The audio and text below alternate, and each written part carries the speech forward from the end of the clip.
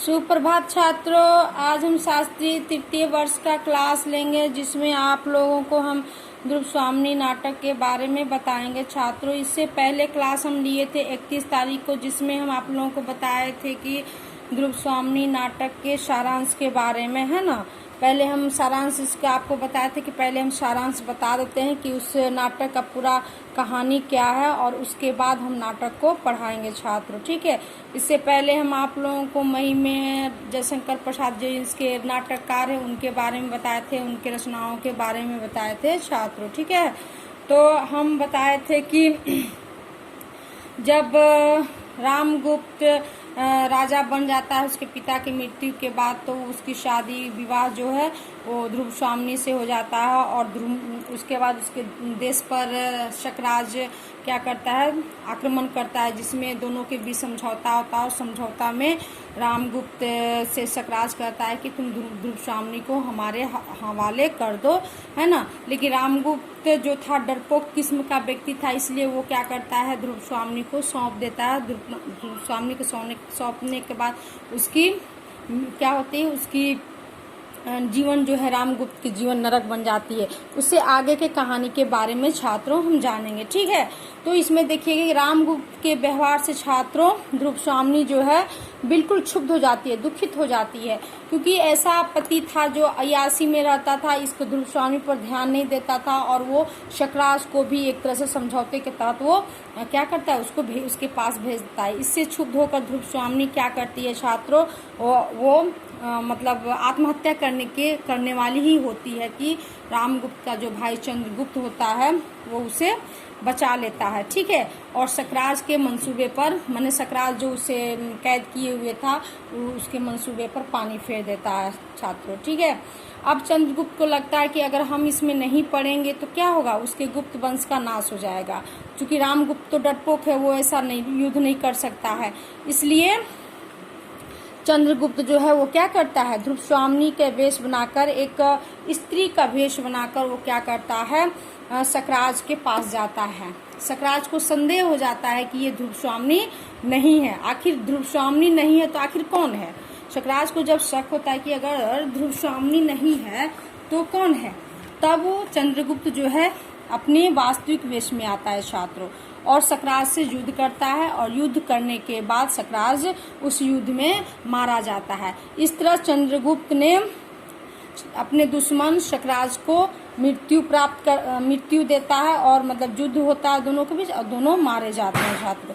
तो यहाँ तो ये उस कहानी का एक ये नाटक कहानी था, ठीक है।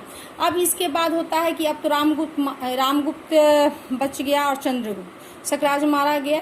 अब जनता जो है वो क्या करता है, रामगुप्त के शासन से कोई खुश नहीं है, तो जनता जो है वो चंद्रगुप्त को क्या करती है, राजा बनाना चाहती है। और ध्रुव स्वामिनी को क्या करती है, वो लोग जनता चाहती है कि ध्रुव स्वामिनी का विवाह किससे हो जाए, चंद्रगुप्त से हो जाए।